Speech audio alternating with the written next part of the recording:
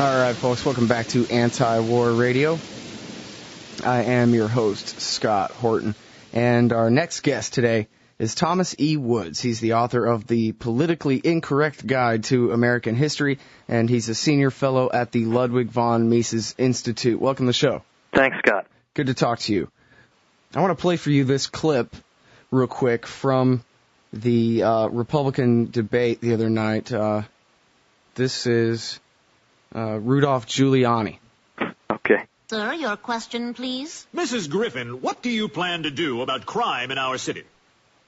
A lot. Because that's what Jesus wants. 9/11 was bad. I agree with that. God, I can't believe how easy this is. Mrs. Griffin, what are your plans for cleaning up our environment? 9/11. Mrs. Griffin, what about our traffic problem? 9/11.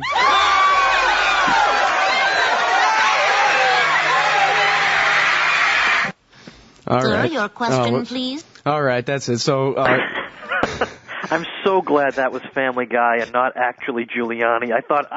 Scott, I don't want to have to listen to this again. I know, that's what I was thinking too, man.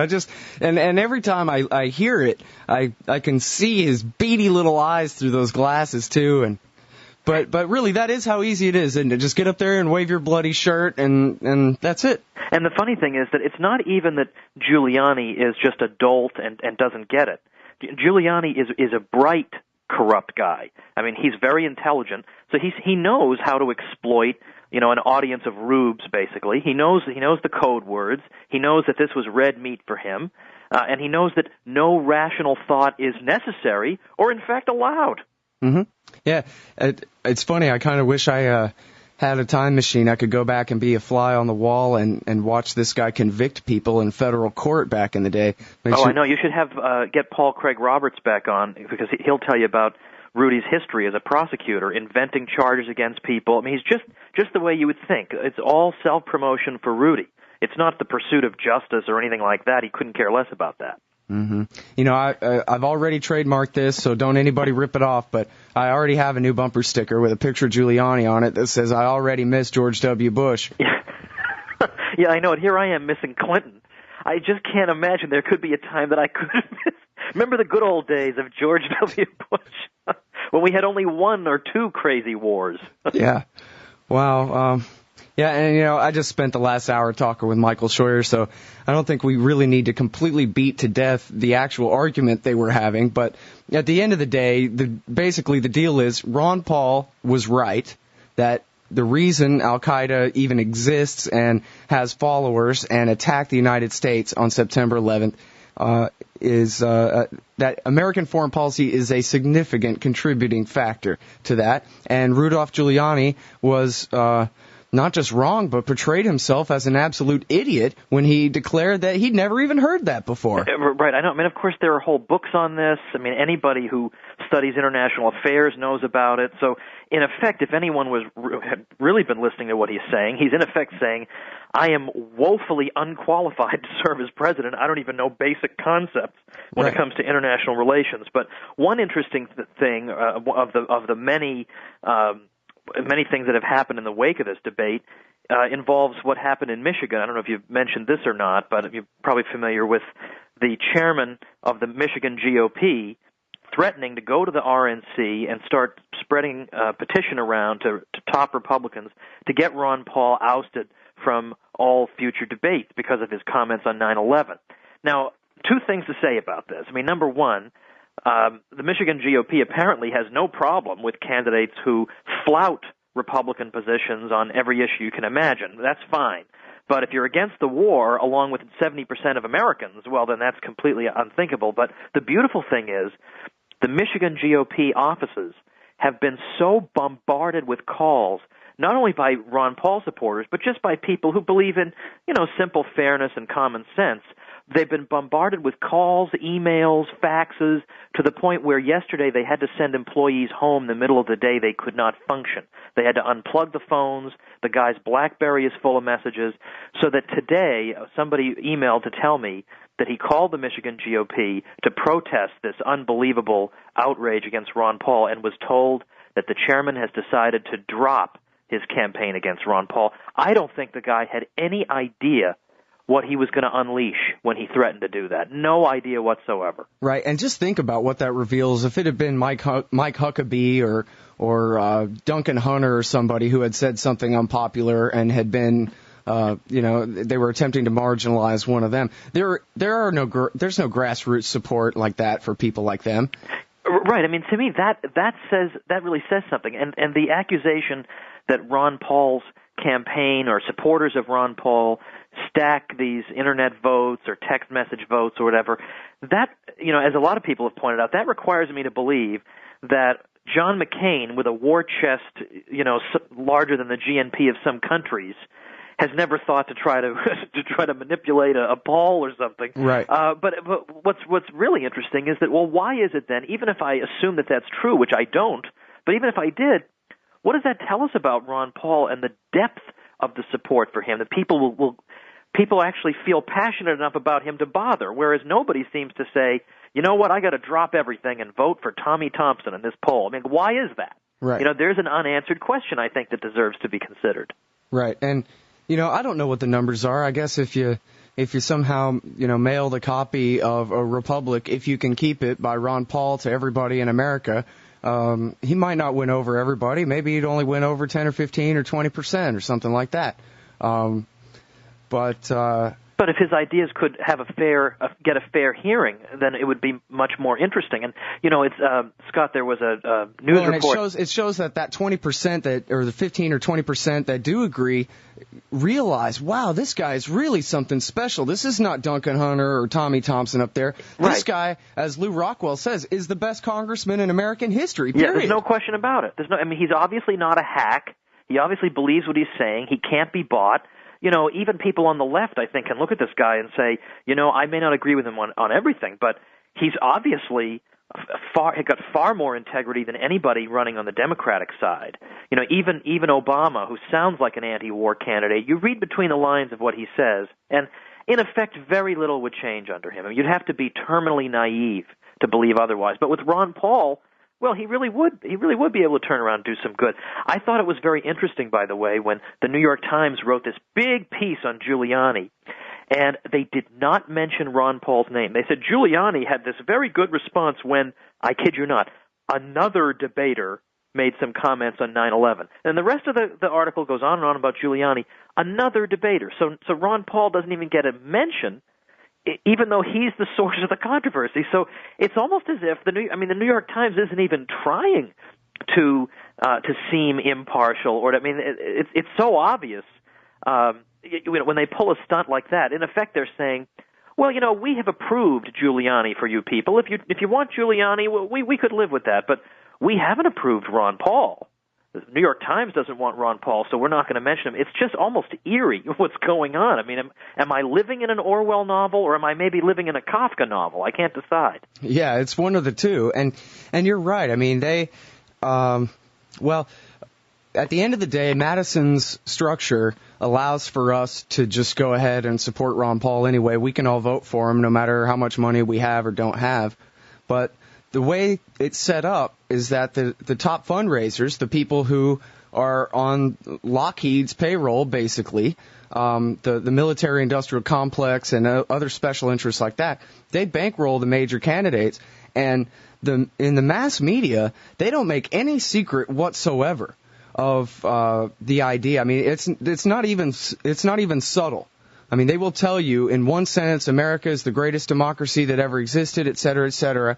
And by the way, you can either choose from Edwards, Hillary, or Obama on the Democrat side, or McCain, Giuliani, or Romney on the Republican side. And the rest of these people are all just the sideshow, and we'll never talk about them. We'll never take them seriously. We'll never act as though any of you are taking them seriously. You have your choices. And this is, they keep saying, first time since 1918 or 16 or whatever it was that you had, all these presidential candidates, open primaries basically on either side where there's not a president or a vice president running for election. And here we're going to mix it up, and especially right as we're, killing hundreds of thousands of people around the world in the name of giving them democracy. And yet here's our democracy. You can choose from these 3 members of the war party or these 3 members of the war party for your 2 candidates, and then you can choose one of the 2 of them. Yeah, I mean, that is exactly the situation that we have. And when we gripe about how bad the education system is, and people I taught college for 7 years in New York, and I saw the product of the education system. They have no ability to question anything. They will believe any press release you give them. People say the education system has failed. No, it hasn't failed. It has succeeded beyond the wildest dreams of this regime, because it has produced the most compliant people in the world, in effect, who will accept everything they're told about almost everything that matters. It's just downright shocking. And unfortunately, when you have a population like this that doesn't have the background to be able to counter what they're being fed, or either that or they're just lethargic or not paying attention, it's much easier for the establishment to get away with this and say, okay, you can choose between this guy and then this other person who is 3 inches away from him politically. I mean, I think there is a minority of people that is starting to wake up, or is starting to pay attention and say, something isn't quite right here. This does have kind of the feel of a sham here. And the more people who can be awakened to that reality, the better. And your program does such an important job with that. And all the alternative media, even Democracy Now! On the left, I think, does some important work. I just emailed them today, and I said, why don't you why don't you speak more or at all about Ron Paul? Because I said he's the only candidate in either party with the guts to ask a simple question like, if we were bombed and starved to death, would we respond to that?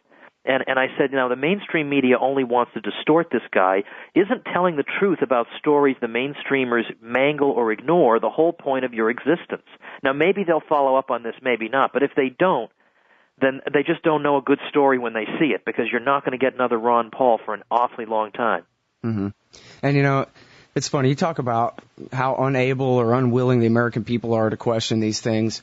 I have to say, in my own, I guess, naivete, when I saw that debate, obviously I was screaming and yelling at Giuliani as he paraphrased the questioner and not Ron Paul when he was denouncing Ron's statement, and that kind of thing. But by the time it was over, I went ahead and wrote on my blog, Ron Paul wins again. The best Giuliani could come up with is they hate us for our freedom, and not even Doofus McDumbass believes that anymore. And yet, no, I was wrong. Doofus McDumbass does still believe that, apparently, in 2007, halfway through. It is still absolutely shocking and amazing for someone to say, no, they don't hate us for our freedom, they hate us for our foreign policy. Right, exactly. And, somebody just emailed me today in response to one of my articles making a point that I hadn't even thought of, pointing out that Ron Paul said in the debate, and in his, at least in the debate, he said that, what would you do about Osama? And he said, well, I'd go after him. I wouldn't launch some war in Iraq. I'd go after Osama. Now, why is Ron Paul made out to be some appeaser or this and that when he actually said, well, we can justly pursue the mastermind of these attacks. The only thing he's against is the Iraq war. But apparently they have still conflated the Iraq war with the war on terror in people's minds, when the only connection there is that the Iraq war has obviously made the terrorist menace and the number of people involved in it obviously made it worse. Mm-hmm. I mean, at this point, I don't see how anybody can deny that.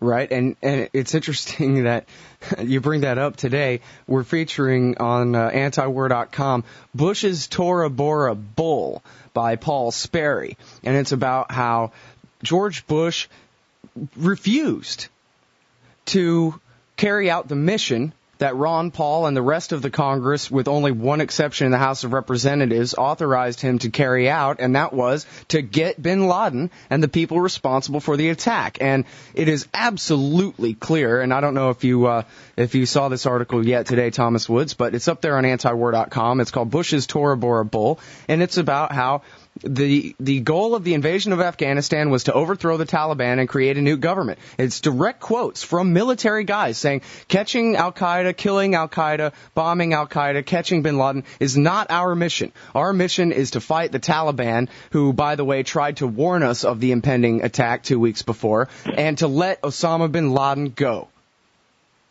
Well, what more can be said at that point? What more can be said? But you wonder if even that will get through to the hardcore flag-waving types who think that that's what being an American is all about. You just constantly make excuses for the regime you live under, and that makes you a good American. I mean, what would Thomas Jefferson have thought of that? What kind of ticks me off more and more about the usual way this is discussed is that this is portrayed as a conservative versus liberal thing. You know, the conservatives are for the war and the liberals are anti-war. There's so much wrong with that, I don't even know where to begin. Typically, the mainstream liberals were all for the war. I mean, I thought Bill Moyers showed that pretty well in that great documentary. New York Times was all for the war. Washington Post was all for it. All the mainstream liberals. Hillary Clinton was almost berserk for the war. Mm-hmm. Justin Raimondo wrote a great piece called Hillary the Hawk. So you're living in and of course now she's beating her breast. Oh, if only I had known. If only I had known that this wasn't a wise war. Well, you know what Ron Paul knew? Anybody with an internet connection knew. Somehow Hillary Clinton didn't know. So it's not a matter of the liberals are anti-war. If only that were the case. Now, the hard left, the really hardcore left, like on counterpunch.org, now they're good. They are anti-war.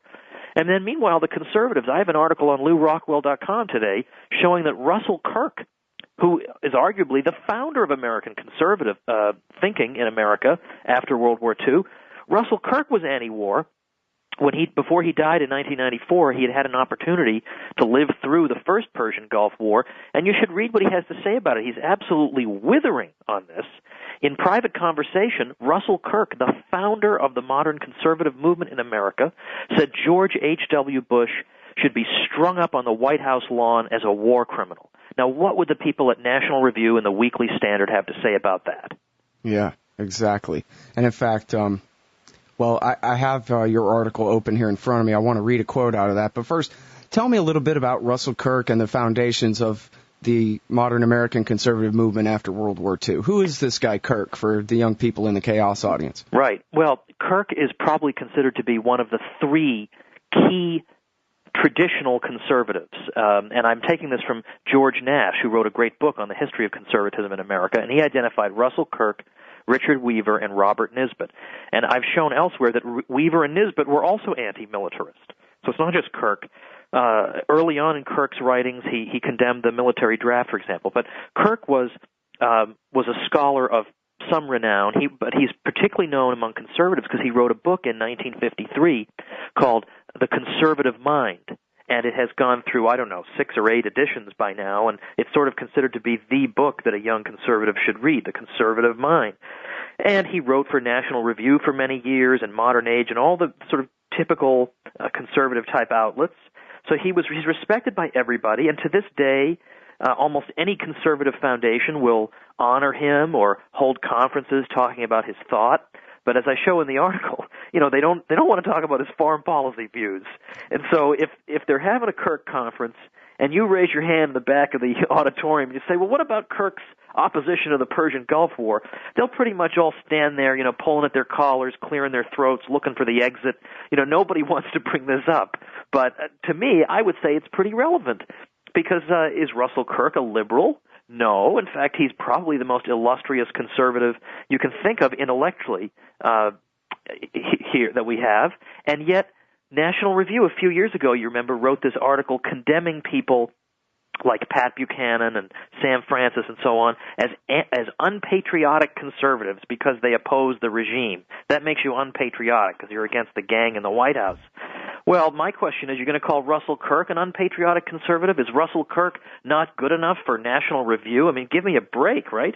Yeah, absolutely. And not only was he against it, and not only did he compare George Bush Sr. to Woodrow Wilson and some of the other worst liberal Democratic presidents in American history, but this is the quote that you bolded here from a Russell Kirk speech after the first Gulf War. Quote, "We must expect to suffer during a very long period of widespread hostility toward the United States, even or perhaps especially from the people of certain states that America bribed or bullied into combining against Iraq, in Egypt, in Syria, in Pakistan, in Algeria, in Morocco, in all of the world of Islam. The masses now regard the United States as their arrogant adversary."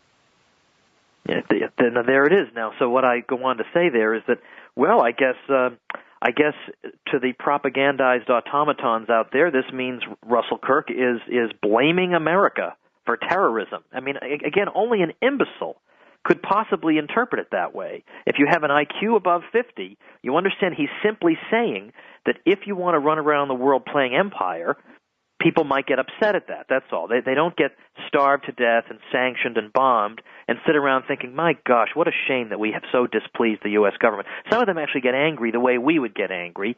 This is Kirk's point. But apparently in the modern conservative world, you're not even supposed to think this, much less write it down. There's his big sin. He also wrote it down. So it seems to me that should be a wake-up call for conservatives. However, it won't be. I know that for a fact. Nothing apparently will wake them up. They're much more interested in what's Michelle Malkin writing about on her blog than they are about what did the founder of conservatism have to say about this. That's the mentality. And I can understand and sympathize with people on the left who say there's no conservative today I can respect intellectually. These people are irrational through and through. I'm very sympathetic with that claim. Yeah, I'm sorry that it's come to this. I feel like apologizing. I'm sorry. Yeah, this is from the author of How the Catholic Church Built Western Civilization. You don't sound like any panty-waist liberal to me. Right. And of course, the left had fun with my politically incorrect guide to American history, but the fact is that on the war question, I feel much more at home with somebody like Kirkpatrick Sale than I do with either John Kerry or Bush or Cheney or any of these people who I just have utter contempt for. And I always thought, by the way, that it was a little disappointing that, all right, so I wrote the Politically Incorrect Guide to American History, very provocative title, very sort of in-your-face, anti-leftist sort of book, but there were enough clues in there if you were really looking, about where I stand on the war question, because I denounced the powers that presidents have claimed to wage war on their own and send troops anywhere around the world. I absolutely denounced that. Sean Hannity would never denounce that. I went after Clinton's foreign policy, and we didn't have there was no real space, unfortunately, for Bush, but that's going to be rectified in my next book. But basically, there wasn't a single American war in that book that I cheered. And so you might think maybe the left would look at that and say, well, I don't agree with this guy on taxes or whatever, but at least he's somebody in the right wing who isn't a crazed warmongering fanatic, and I'd rather have this guy than them. And unfortunately, I didn't get that. I didn't get that response at all. But, well, we'll see what the future holds, I guess. Right. Well, and maybe they just didn't get a chance to know you well enough, because they do seem, many liberals seem to like Ron Paul. Boy, they sure do, and God bless those people for having open minds in this culture we live in where people are just taught that, conservative, bad or good, or liberal, bad or good, like whatever. I mean, just labels are thrown at you, and then they just start throwing mud, and there's no thinking involved. So the fact that some on the left have seen through this and just listened to the guy, I think speaks very well for them. Yep. And by the way, this Saturday night at the Texas History Museum at Congress Avenue and Martin Luther King, there will be a Ron Paul campaign event. I'm not working for him. I'm not hawking it. I'm just announcing a fact that it's $100 a ticket to get in the door to come out and support Ron Paul this Saturday at the Texas History Museum on Martin Luther King and North Congress Avenue. You mentioned Michelle Malkin there, Thomas, and she's going on Fox News. Her and John Gibson did a whole thing yesterday announcing, well, see, and this is how it works. I love how this works, right? American foreign policy contributes to the reasons they hate us and want to attack us. Oh, okay, so America is ultimately responsible for the attack by provoking the people who attacked us, and then that goes to America's responsible, and then that goes to America did it.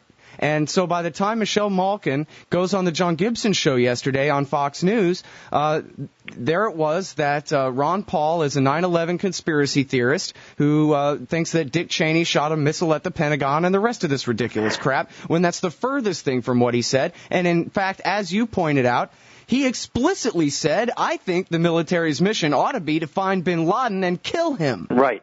I know. This was unbelievably shocking, that even by Fox News standards, that something like this would happen. And it wasn't even like it took a while to provoke her into making this claim. Within the second or third sentence out of John Gibson's mouth, they were already saying that Ron Paul's a conspiracy theorist and whatever.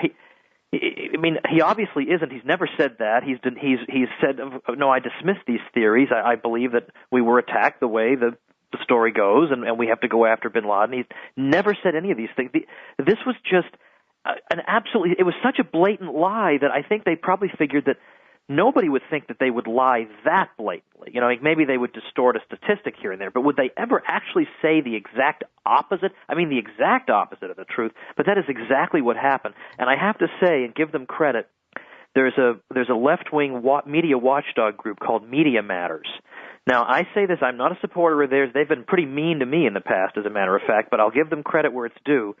They have been on this from the beginning about not only Giuliani's misinterpretation of Paul, and it wasn't even he knew he was misinterpreting, for heaven's sake, but also the media with CNN and others continued that false spin. They have covered this whole thing, and I don't know if they've quite yet gotten to that excerpt on Fox News, but it wouldn't surprise me. They've really been good. So the funny thing is that a lot of people on the left have stood up just out of a sense of basic fair play, and again, I think that's a very, very positive thing. Well, you know, you mentioned Media Matters for America, Accuracy in Media and Reporting, who Cliff Kincaid, who, you know, might as well be Michael Ledeen to me. He's such a warmonger, but as far as, you know, my best information anyway. But I saw an incredibly good article that he wrote about Ron Paul this morning, saying, hey, you stop distorting what this man said. Exactly. In fact, Scott, it was such a good article that I thought to myself, gee, I must have I guess I was thinking Cliff Kincaid was somebody else, because certainly the guy I remember wouldn't have written this. I honestly thought to myself it must be somebody else, because I'm pretty sure Justin Raimondo of antiwar.com was on MSNBC on Michael Reagan, or on Ron Reagan's old show, against Cliff Kincaid. And I remember Justin saying, "Oh, Cliff, come on, you're such a propagandist, you whatever." So I thought, this can't be the same guy. But even somebody like this has the decency to say, if you're going to criticize Ron Paul, why don't you criticize something that he actually believes? Yeah. And how hard is that? And, you know, this ought to be something, too, for the 9/11 kooks out there, and there are a lot, that Ron Paul doesn't believe it. And you know what? If Ron Paul did believe it, he would be your number one champion, and he would say it on the House floor as loud as he could, as often as he could, till they ran him out of power for it. He's looked at your case. You think he hasn't looked into all the conspiracy kookery? He's looked into it, and he said, no, this isn't right. So that might be a clue for you, because of all people, the 9/11 kooks know that Ron Paul is an honest man. And if he thought that they were right, I mean, he's publicly questioned the official story of the Oklahoma City bombing. He hasn't, you know, come to, you know, wild conclusions, but he's publicly questioned prior knowledge and others involved in that attack. He's not a coward. Ron Paul, if he believed for an instant that Dick Cheney or anybody else did 9/11, he would be saying so. Yeah, no, of course you're right. Of course you're right about that. I mean, I think a lot of the 9/11 conspiracy folks, you know, they're not necessarily bad people. I think these are people who you know, they're saying things that are not supportable, and I think they feel alienated from their government. They feel like they're always being lied to, but they're drawing from that, I think, you know, erroneous conclusions. Because we're always being lied to, every single thing is a lie. Well, not every single thing is a lie. You know, I mean, it can't. So I think, unfortunately, they're taking a healthy skepticism to an unhealthy extreme. Mm-hmm. Because, I mean, looking back, for example, on what the Pentagon would say during the Cold War, they weren't always just telling lies. I mean, the communists were doing terrible things. I mean, sometimes they lied, but sometimes the enemy is such a rotten, it can be so rotten to you, there's no need to lie about it. So, you know, yes, you should be skeptical, but, you know, you also have to be reasonable. Yeah. Now, this is actually exactly what happened yesterday on The View. I don't know if it was the Lou Rockwell blog or where I found this. And by the way, for anyone out there who is interested in Ron Paul, wants to know more about him, and particularly keeping up with current events regarding Ron Paul, the blog at LouRockwell.com is updated every minute with breaking news on this. I know, I can't get anything done, Scott. I'm posting on Ron Paul all day. Yeah, I'm having a hard time myself. I didn't get my interviews posted until midnight last night because I had to write an article. I was going to explode if I didn't, you know, write something. Exactly how I am. Okay, but no, yesterday on The View, the redheaded lady who I don't know her name, and I honestly have never even seen that show before, except for the YouTube clip I saw last night. Yeah. Rosie O'Donnell kept her big fat mouth shut for about a good 5 minutes at least. And the dumb blonde, who knows nothing except the slogans that she's able to regurgitate, and the redheaded lady were having a conversation about Ron Paul and Giuliani and the debate they had. And the redheaded lady was saying, well, now look, y'all, I mean, look, you know, she was very careful to say, look, Ron Paul is not saying this, he is not saying this, and he is not saying that. All he's saying is that we've got to look very carefully at our policy and whether we're making matters better or worse, and this and that. And she was doing really well until Rosie O'Donnell jumped in and said, yeah, American soldiers are the terrorists, and yeah, why do you think they shipped all the steel away to China? It's because there were bombs inside the towers, and no. And takes a very good discussion of Ron Paul that the View audience, I'm certain, barely ever has a chance to entertain these kinds of ideas. And then, wonderful for Ron Paul, big, fat, stupid Rosie O'Donnell has to open her mouth to help him. Well, true, Scott. But I think that on net, it's still a positive. It's still a plus for him because I think people at this point have probably made up their minds about Rosie. They haven't made up their minds about Ron Paul. And as you say, there was a lot of reasonable commentary made there. I mean, this is not in any way crazy. In fact, if anything, the crazy view would be the idea that you can impose sanctions that starve 500,000 people and no one will be upset about that or no one will want to avenge themselves. It's so funny. The same people who say that won't answer Ron Paul's question. Suppose you lived under these sanctions. Do you think Americans would just sit back and say, well, that's the way the world is, we got sanctions? Well, they would pride themselves on how quickly we'd rise up and fight against it. Well, why don't you give that same credit to other people? That's all he's trying to say. Of course. Look at how we reacted to September 11th. Right. We gave George Bush a license to kill anyone he wanted. Basically.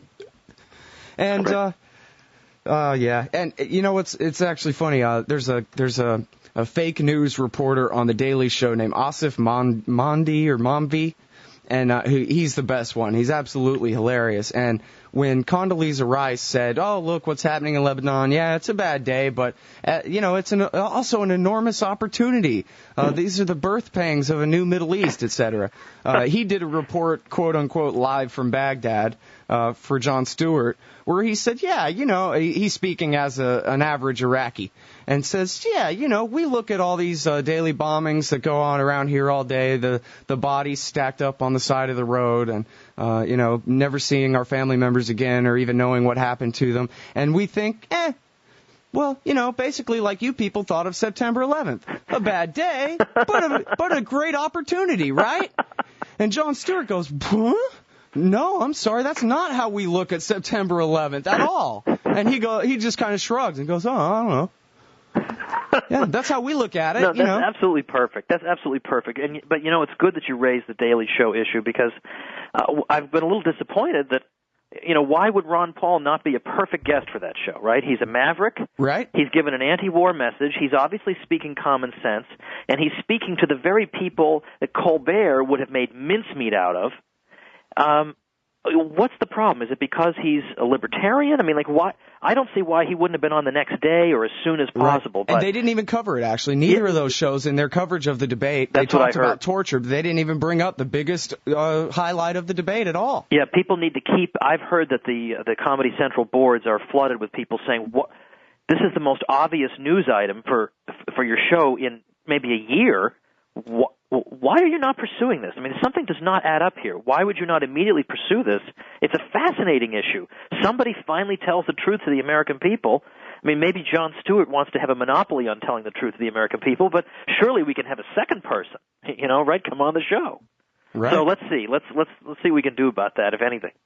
Yeah, I have to wonder, and maybe it's not their fault at all, but I got to wonder, is there anybody at the Ron Paul campaign who is calling the Daily Show and trying to get him on? Do they have savvy media people who even know that there's such a thing as a Colbert bump and that they got to get it?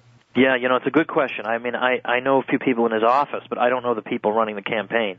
Maybe they do, maybe they don't. I don't know. But just to be on the safe side, I think I'm going to remind them when we get off the phone. Right. I mean, it's so important, and in case anybody at the Ron Paul campaign is listening to this later on or something, you should know that in 2006, every single congressman and every single challenger to a congressman who appeared on the Colbert Report won their election.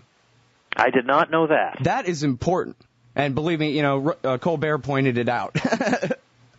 That is really good. Well, then we definitely got to do something about this. And again, even to people who don't necessarily agree with Ron Paul on everything, we can all agree that for a change, we won't just get a bunch of clones giving rehearsed answers. We might actually get a real live human being.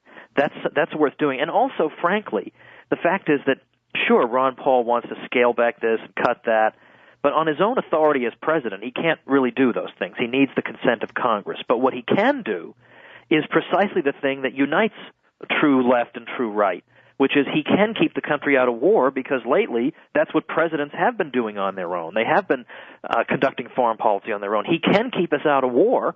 And okay, so then you elect Democratic congressmen and you try to prevent them from abolishing the IRS if that's what makes you happy. But at least we'll stay out of war and we can discuss these other matters peacefully.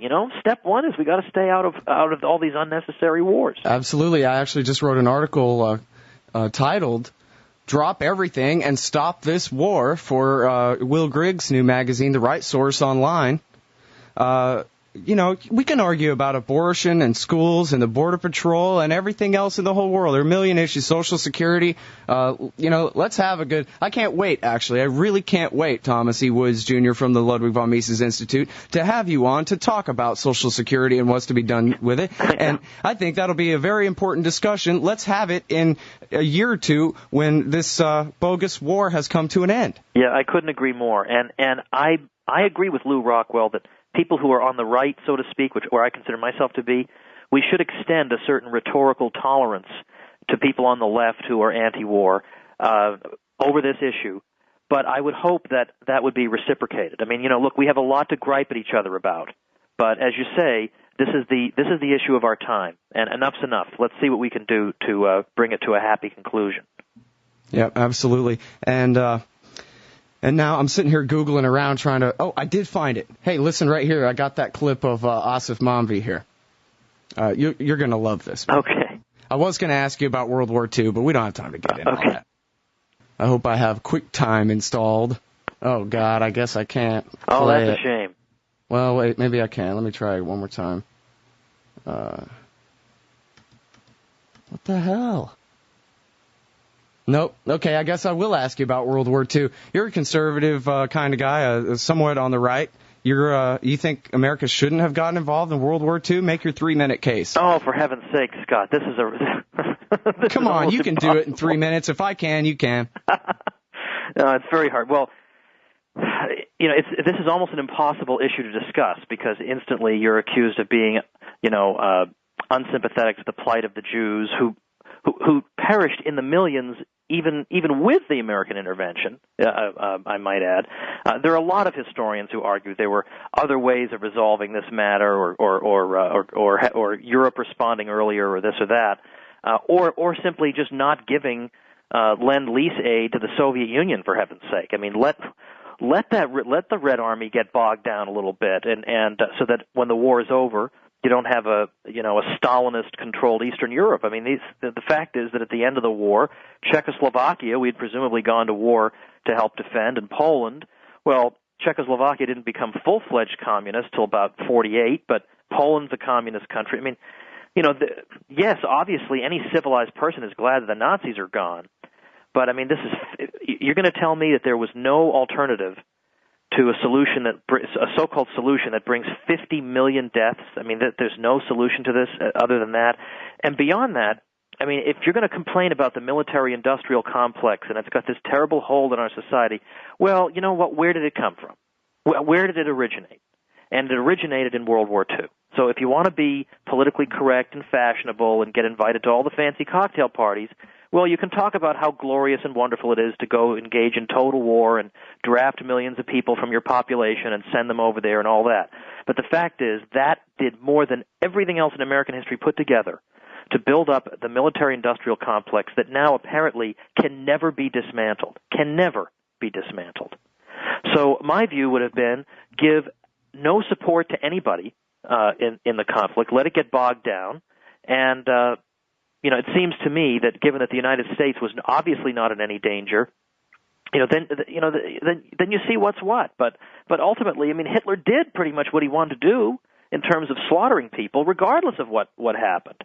But to me, the interventionist case simply means that you spread the violence even further, and frankly, Hitler's putting together an empire that is so far flung it would be basically impossible to hold this thing together in the long run.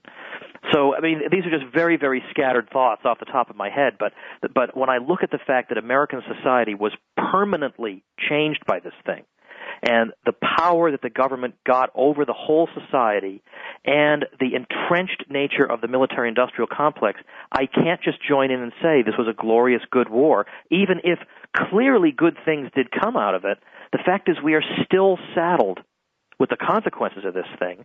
And the fact is that the regime now uses this and says, see all the glorious things we can accomplish through war? They use this as a propaganda piece from now until the end of time. I mean, Right. These are additional factors, I think, that count for something. Right, yeah. David Beto on this show not long ago called it the military-industrial consequence, accidentally. Coined the phrase in the middle of a sentence where it just kind of came out that way. That is the truth.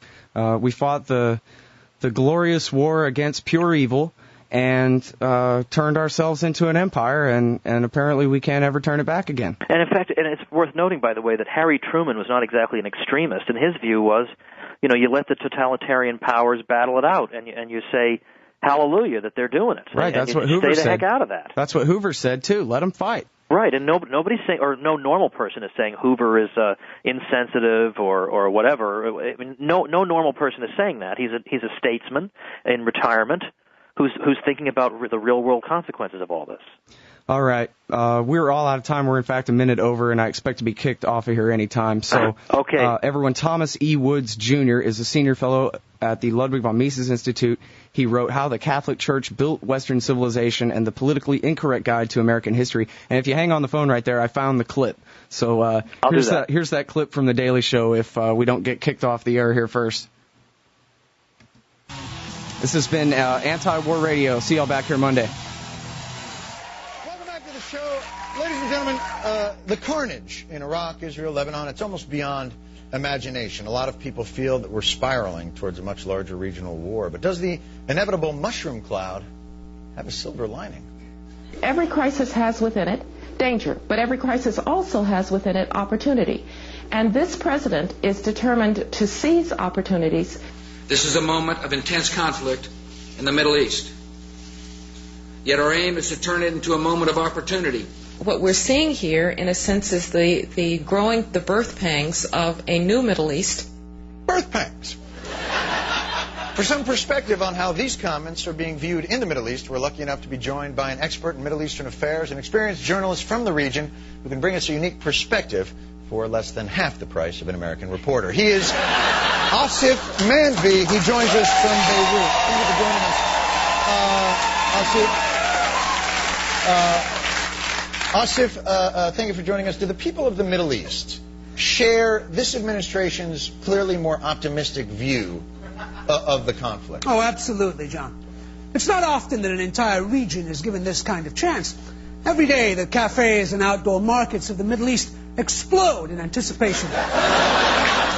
We're like children on Christmas morning, from what I'm told. It's very exciting. Really? The violence and the instability doesn't color that view? No, not at all. As one gentleman told me while standing in the smoldering remains of what was once his village, you can't get hummus without mashing some chickpeas. Really, because when I see the news, Asif, when I see the news, people are really, they seem angry. Their people are screaming angrily. Yes, well, what did you expect? I mean, the Secretary Rice said, we're going through some birth pangs here. And you know how people tend to scream and say things they don't mean when they're in labor. Nonsense like, how could you do this to me? Or, death to America. Well, then, once the baby arrives, all is forgiven. What we're going through is exactly like that. I mean, we all understand it in exactly those terms. Asaf, I'm not... Forgive me for asking this, but... Are you okay? Oh, yeah, I'm fine. That was just an improvised explosive opportunity. I believe it was filled with what sounded like the flying shards of a better tomorrow. I can't wait to see what will rise from the ashes. I hope it's a parliament.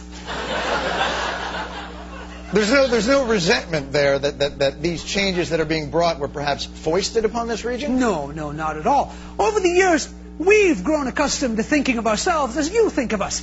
Tiny, abstract drops in an oil field of possibility. Whether redrawing our borders without regard for ethnicity or religion, or experimenting with unfamiliar forms of governance, we always welcome a chance to test the latest theories of your political scientists. It's an incredible way to look at a terrible situation. Well, I'm sure it's no different from the way your nation views the events of September 11th. Tough day, great opportunity. I don't think we really look at it like that. Oh, well, I guess not everyone knows how to respond when opportunity knocks their house down. John? Thank you very much, Asif. Asif Manvi, everybody. We'll be right back. All right, folks, thanks for listening to Anti-War Radio. Here's some music for you.